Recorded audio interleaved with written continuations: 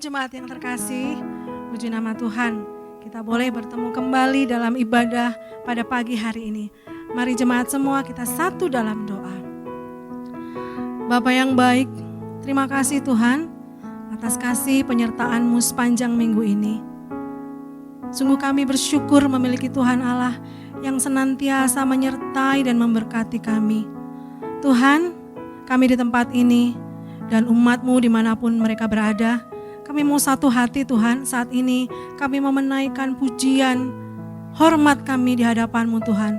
Dan biarlah nyanyian pujian kami berkenan di hadapan-Mu. Terima kasih Tuhan Yesus. Kami yang siap memuji dan meninggikan nama-Mu. Terpujilah Engkau ya Bapa. Haleluya. Amin. Mari jemaat kita nyanyikan. Kau telah ubahkan ratapanku menjadi tarian. Haleluya. Mari kita satu hati, kita bertepuk tangan bagi nama Tuhan. Amin. Kau telah ubahkan ratapanku kini menjadi tarian. Ku kan bersuka nyanyikan hidung pujian. Kau telah ubahkan ratapanku kini menjadi tarian. Ku kan bersuka nyanyikan. Sekali lagi, kau telah ubahkan. Kau telah ubahkan ratapanku kini menjadi tarian. Ku kan bersuka nyanyikan hidung pujian. Haleluya. Dengan iman kami mau katakan Tuhan di hadapan-Mu. Di dalam kesesakan Kau beri kelegaan. Di dalam kesedihan Kau beri penghiburan. Kasih-Mu telah menyingkirkan segala kegelapan. Fajar pagi pun merekah, membawa damai dan sukacita. Kau telah ubahkan ratapanku kini menjadi tarian. Ku kan bersuka nyanyikan hidung pujian. Kau telah ubahkan ratapanku kini menjadi tarian. Ku kan bersuka nyanyikan hidung pujian. Kami bersyukur memiliki Tuhan Allah yang hebat seperti-Mu Tuhan. Di dalam kesesakan kelegaan, di dalam kesedihan Kau beri penghiburan. Kasih-Mu telah menyingkirkan segala kegelapan. Pun merekah, membawa damai dan sukacita. Kau telah ubahkan ratapanku kini menjadi tarian. Ku kan bersuka nyanyikan hidung pujian.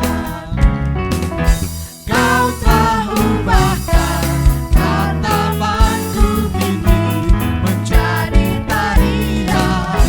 Ku kan bersuka nyanyikan hidung pujian. Ku kan bersuka nyanyikan hidung pujian. Ku kan bersuka nyanyikan hidung pujian. Wah, haleluya. Kami bersuka di hadapan-Mu Tuhan. Amin. Berpujilah Engkau Allah yang hidup, sumber sukacita kami. Terima kasih Tuhan. Terima kasih untuk anugerah-Mu yang melimpah dalam hidup kami. Pengorbanan-Mu Tuhan di kayu salib menguatkan menolong hidup kami Tuhan. Terima kasih Tuhan Yesus. Terima kasih Bapa.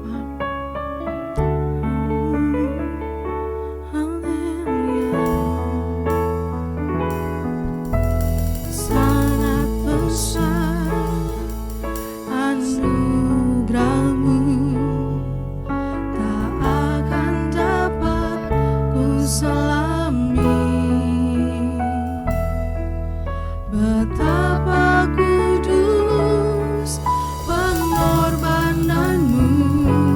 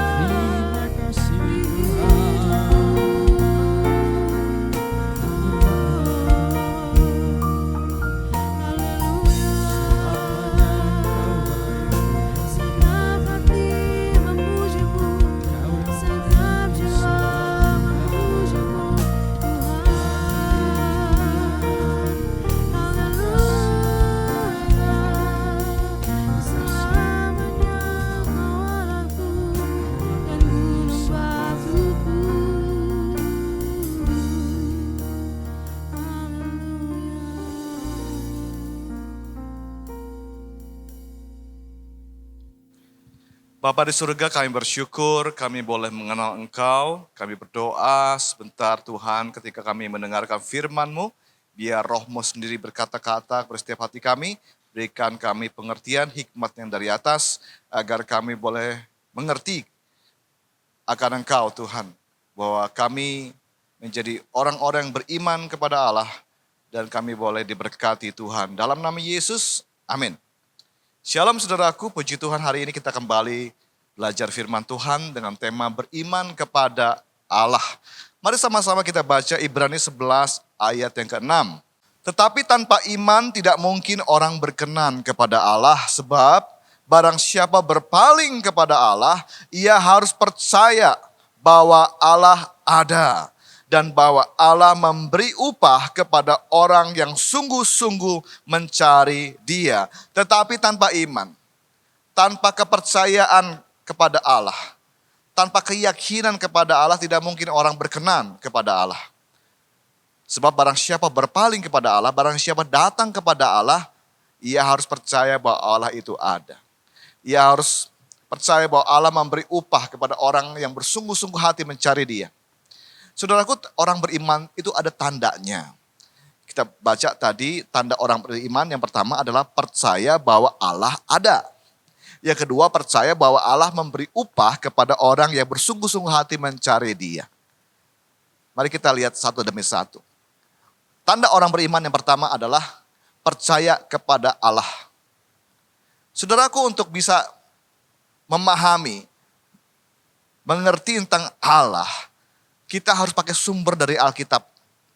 Sebagai orang Kristen, jangan pakai sumber-sumber lain. Karena Alkitab ada pernyataan Allah. Siapakah Allah itu? Kalau kita buka Alkitab kita, Kejadian pasal 1 ayat 1, dikatakan, pada mulanya Allah menciptakan langit dan bumi. Jadi Alkitab menyatakan Allah itu ada. Allah yang menciptakan langit dan bumi. Allah yang menciptakan manusia. Allah menciptakan segalanya. Nah, kata Allah dalam Kejadian 1 ayat 1, bahasa aslinya dikatakan Elohim. Elohim artinya secara umum adalah dewa-dewa. Suku bangsa yang menyembah berhala pun mereka menyembah Elohim mereka masing-masing. Menyembah dewa-dewa mereka. Namun secara khusus di Alkitab, ketika dikatakan Allah menciptakan langit dan bumi, berarti Allahnya itu Allah yang tertinggi. Allah yang Tuhan Sang Pencipta. Ya, kata Elohim, saudaraku, berasal dari kata El dan Eloah, yang artinya kuat atau perkasa, yang diagungkan, yang dimuliakan. Karena itu kalau kita baca di Alkitab, ada orang-orang yang menggunakan kata El sebagai namanya. Misalnya Elia, Elisa, Daniel, Samuel. Dan kalau merujuk kepada Allah, ada julukannya. El Shaddai, Allah yang Maha Kuasa. El Olam, Allah yang kekal. El Elyon, Allah yang maha tinggi. Bethel, dari kata Bet, rumah, El Allah, rumah Allah. Nah saudaraku, Elohim itu adalah sebutan bagi Sang Pencipta. Sedangkan nama dari Sang Pencipta itu sendiri ada namanya. Yaitu dalam Keluaran 3:15. Mari sama-sama kita baca. Keluaran 3:15. Selanjutnya berfirmanlah Allah kepada Musa, beginilah kau katakan kepada orang Israel, Tuhan Allah nenek moyangmu, Allah Abraham, Allah Ishak, dan Allah Yakub telah mengutus aku kepadamu, itulah namaku untuk selama-lamanya dan itulah sebutanku turun-temurun. Saudaraku, kalau kita baca dalam Alkitab Indonesia, kemudian ada huruf Tuhan, huruf besar semuanya, itu bahasa aslinya YHWH, saudaraku. Jadi kalau kita baca, Tuhan menyatakan kepada Musa, beginilah kau katakan kepada orang Israel, Tuhan, YHWH, Yahweh, Allah, Elohim, nenek moyangmu, Allah Abraham, Allah Ishak, Allah Yakub, telah mengutus aku kepadamu. Itulah namaku untuk selama-lamanya dan itulah sebutanku turun-temurun. Nama Tuhan kita adalah Yahweh, saudaraku. Nah, Lembaga Alkitab Indonesia menggunakan kata Tuhan huruf besar semua untuk menerjemahkan kata YHWH. 4 huruf Ibrani, Yod, Heh, Waw, dan Heh. Nah orang Yunani menyebut itu tetragrammaton. Ya. Nama pribadi dari Tuhan Allah orang Israel. Jadi kalau Elohim itu sebutan, sedangkan Yahweh itu nama pribadi. Contoh kalau nama saya adalah Robi. Sebutan saya kalau anak saya memanggil saya Papa. Papa bukan nama saya. Papa itu sebutan anak saya kepada saya. Nama saya Robi. Jadi Tuhan pun sama. Ya, Tuhan itu punya nama pribadinya Yahweh. Namun disebut orang sebagai Elohim. Nah, Alkitab Indonesia, Elohim itu diterjemahkan Allah. Sedangkan Yahweh, YHWH diterjemahkan Tuhan, huruf besar semua. Nah saudaraku, Yahweh artinya aku akan ada, yang aku akan ada. Artinya menyatakan eksistensinya Allah itu mandiri. Ia tidak bermuasal, dialah yang ada karena dia ada. Dia tidak dijadikan Allah ada karena dia ada. Itu menyatakan juga kesetiaan Allah dan Allah yang tidak pernah berubah. Allah yang tetap sama kemarin, hari ini dan selama-lamanya. Nah orang Yahudi saudaraku itu sangat menghormati nama YHWH. Sehingga ketika mereka menyebut nama YHWH, mereka menggantinya menjadi Adonai. Nah nama Adonai ini diambil untuk mewakili nama suci YHWH. Nah seiring berjalan waktu saudaraku, orang Yahudi menggunakan huruf hidup Adonai untuk menyebut nama YHWH ini. Sehingga timbullah perkataan Yehovah. Atau kalau orang bahasa Inggris pakai J ya, Jehovah. Namun yang paling mendekati bagaimana menyebut YHWH ini, dipercayai yang paling mendekati adalah Yahweh, saudaraku. Nah kata Adonai sendiri artinya pemilik atau Tuhan dari segala Tuhan. Dari kata Adon, Tuhan. Adonai dipakai untuk menyebut Tuhan yang Maha Agung dengan segala kuasa dan sifatnya. Adonai dipakai untuk menyebut Tuhan semesta yang menunjukkan Allah sebagai pemerintah yang kepadanya segala sesuatu tunduk dan kepadanya manusia menghamba dan mengabdi. Dan yang menarik saudaraku, ada terjemahan Alkitab bahasa Ibrani ke bahasa Yunani. Jadi 2000 tahun yang lalu bahasa Yunani menjadi bahasa internasional. Ada 70 tua-tua orang Israel menerjemahkan Alkitab bahasa Ibrani ke dalam bahasa Yunani. Dan mereka akhirnya menerjemahkan nama YHWH yang disebut dengan Adonai itu menjadi Kurios. Nah Kurios artinya pemilik tuan, pengontrol, yang berkuasa, yang punya otoritas, yang punya kekuasaan. Nah gelar Kurios dalam perjanjian lama itu merujuk kepada Yahweh. Sedangkan di perjanjian baru Kurios itu menunjuk kepada Tuhan Yesus. Nah saudaraku, gelar Kurios dalam perjanjian lama ada untuk Yahweh, sedangkan dalam perjanjian baru dialihkan kepada Yesus. Sedangkan kata Theos, kata Allah yang dalam bahasa Theos itu merujuk kepada Bapa. Contoh di dalam Filipi 2 ayat 11. Dikatakan segala lidah mengaku Yesus Kristus adalah Kurios Tuhan. Bagi kemuliaan Allah Theos, Bapa. Nah saudaraku, kita harus paham ya, bahwa Alkitab itu mengajarkan Allah itu Bapa, saudara. Mari kita baca Yohanes 1 ayat 18. Dikatakan tidak seorang pun yang pernah melihat Allah. Tetapi anak tunggal Allah yang ada di pangkuan Bapa, dialah yang menyatakannya. Tak seorang pun manusia pernah melihat Allah. Tetapi anak tunggal Allah yang ada di pangkuan Bapa. Anak tunggal Allah itu ya yang menyatakan siapakah Allah itu. Saudara saya tidak bisa mengenal siapakah Allah sesungguhnya. Hanya Yesus yang bisa menyatakan siapakah Allah itu sesungguhnya. Nah Alkitab mengajarkan Allah itu Bapa. Sedangkan Yesus itu Kurios Tuhan. Coba kita baca 1 Korintus 8 ayat 6. Namun bagi kita hanya ada satu Allah saja, yaitu Bapa, yang daripadanya berasal segala sesuatu. Dan yang untuk dia kita hidup. Dan satu Tuhan saja, yaitu Yesus Kristus. Yang olehnya segala sesuatu telah dijadikan dan yang karena dia kita hidup. Kita punya hanya satu Allah saja, yaitu Bapa. Dan kita punya satu Tuhan saja, yaitu Yesus. Jadi Alkitab di Perjanjian Baru terutama itu sudah menyatakan kita hanya punya satu Allah yaitu Bapa di sorga. Dan kita punya satu Tuhan kurios yaitu Yesus Tuhan. Kita baca lagi Efesus 5 ayat 20. Ucapkanlah syukur senantiasa atas segala sesuatu dalam nama Tuhan kita Yesus Kristus kepada Allah dan Bapa kita. Siapa Tuhan kita? Yesus. Siapa Allah kita? Bapa.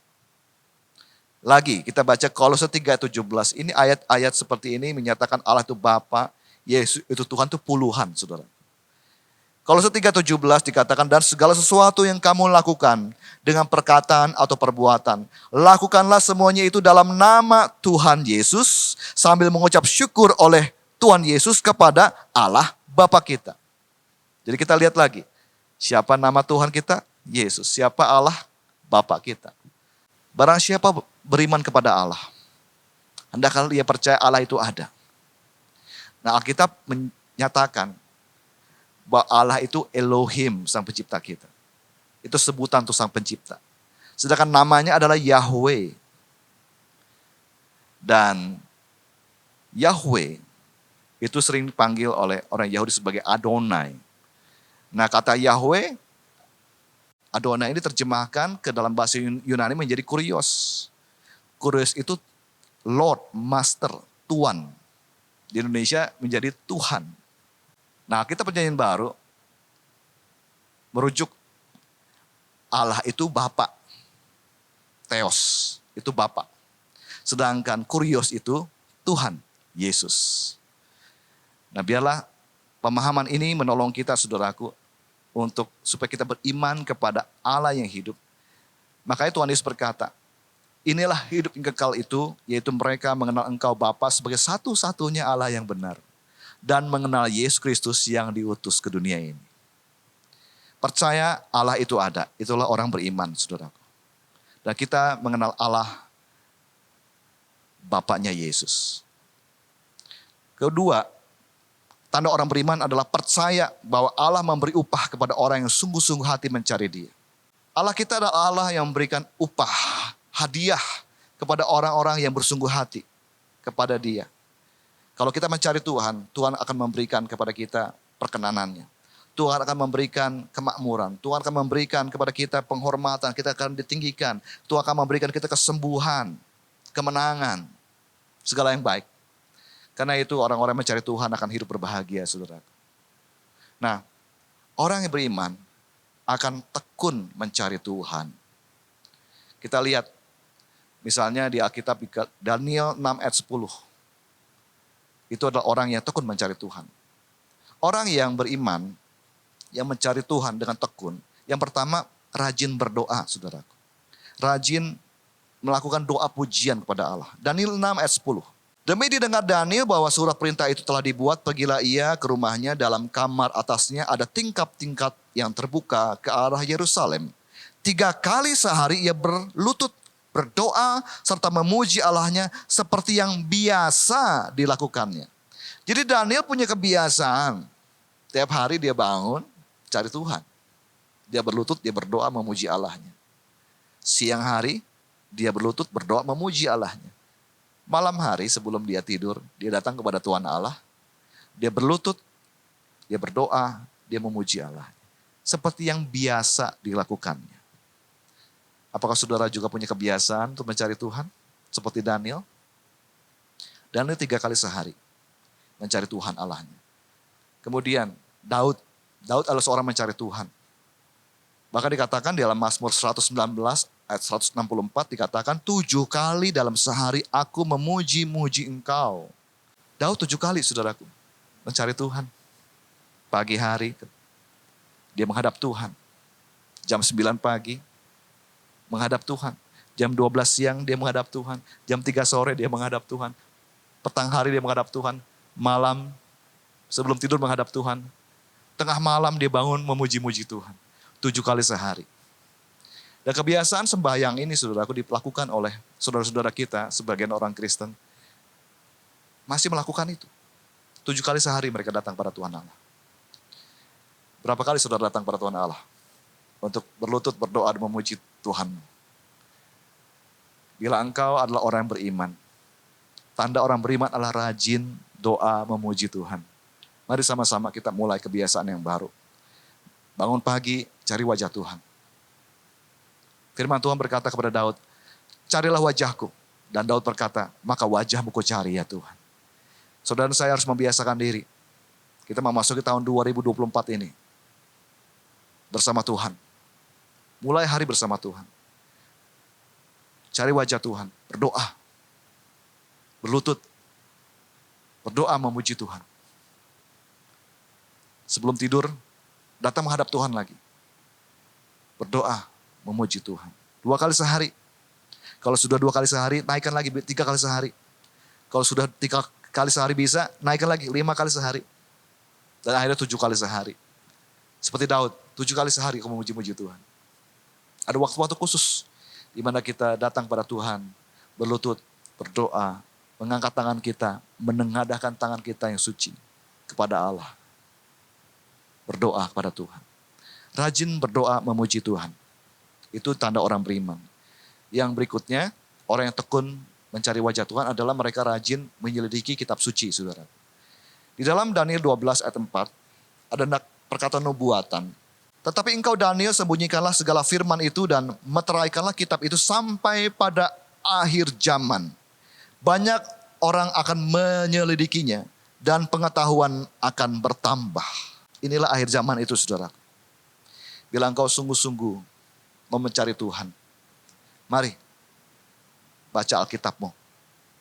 Selidiki, pelajari, supaya pengetahuan bertambah. Firman Tuhan berkata, umatku binasa karena mereka tidak mengenal Allah. Saudara saya harus menjadi umat yang mengenal Allahnya dan kuat dan bertindak. Ada suatu kebiasaan baru yang kita harus miliki, saudara. Yaitu membaca, mempelajari firman Tuhan, menyelidikinya. Mari sama-sama kembali untuk bertekun membaca kitab suci. Menghafal firman Tuhan, merenungkannya siang dan malam. Mempelajarinya, menyelidikinya. Supaya saudara saya bisa mengenal siapakah Allah kita. Supaya kita semua boleh bertumbuh dalam pengenalan akan Allah. Hari-hari depan kita bukan hari-hari yang mudah, saudara. Hanya orang yang mengenal Allah hanya akan tetap kuat dan bertindak. Mari jadilah orang yang kuat di dalam Tuhan. Kekuatan kita hanya di dalam Tuhan. Mari tekun mencari Dia, saudaraku. Kita sebagai orang yang beriman, yang pertama, percaya bahwa Allah itu ada. Yang kedua, percaya bahwa Allah akan memberi upah kepada orang-orang yang sungguh-sungguh hati mencari Dia. Allah adalah sumber kehidupan. Adalah Allah sumber segalanya buat kita. Carilah Tuhan, maka engkau akan hidup. Amin. Mari kita berdoa. Tuhan, kami bersyukur kami boleh beriman kepada Allah yang hidup. Sebagai orang yang beriman kepada Allah, kami sungguh percaya Engkau ada. Engkau Allah yang maha tahu, maha hadir, maha kuasa.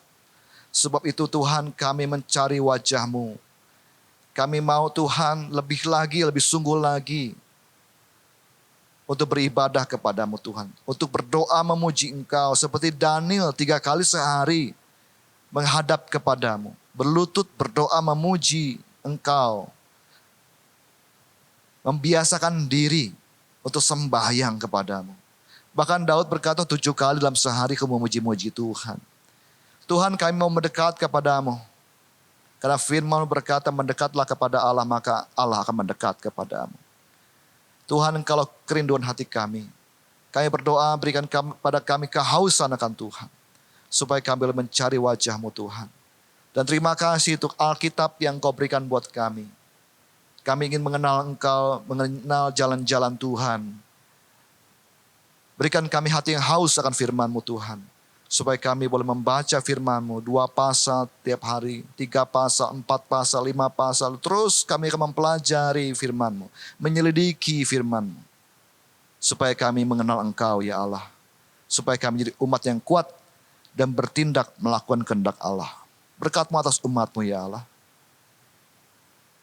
Kami berdoa buat gereja Bethel Indonesia di Jalan Merak, cabang dan ranting. Berikan kami roh pengenalan takut akan Tuhan, roh hikmat pengertian, roh nasihat keperkasaan, supaya setiap kami boleh beriman kepada Allah, bertumbuh dalam pengenalan akan Allah, menjadi umat yang kuat dan bertindak, yang bisa kau pakai di akhir zaman ini. Mendatangkan kerajaan-Mu, melakukan kehendak-Mu di bumi ini. Kami berdoa ya Tuhan, berkati gereja Bethel Indonesia dimanapun berada, bahkan seluruh umat-Mu, biarlah bumi penuh dengan kemuliaan Tuhan. Kami berdoa buat kota Bogor, berkati kota ini, supaya kota ini boleh mengalami shalom Tuhan, damai sejahtera dari Tuhan. Kami berdoa buat Indonesia, Tuhan, Engkau berdaulat atas negeri ini. Yeshua Tuhan, Engkau Tuhan atas Indonesia. Datang kerajaan-Mu, jadi kehendak-Mu di bumi ini seperti dalam sorga. Saudara-saudara kekasih, arahkan hati dan pikiran pada Tuhan Allah-Mu. Angkat kedua belah tangan, terima yang terbaik dari Tuhan. Tuhan Allah memberkati engkau dan melindungi engkau. Tuhan Yesus Kristus menyinari engkau dengan wajahnya, memberi engkau kasih karunia. Tuhan menghadapkan wajahnya kepadamu, memberi engkau damai sejahtera. Kasih karunia Tuhan Yesus Kristus, kasih Allah Bapa dan persekutuan Roh Kudus menyertaimu selamanya. Maranatha, datanglah segera Tuhan Yesus. Semua yang rindu kedatangan Tuhan sama-sama berkata, amin.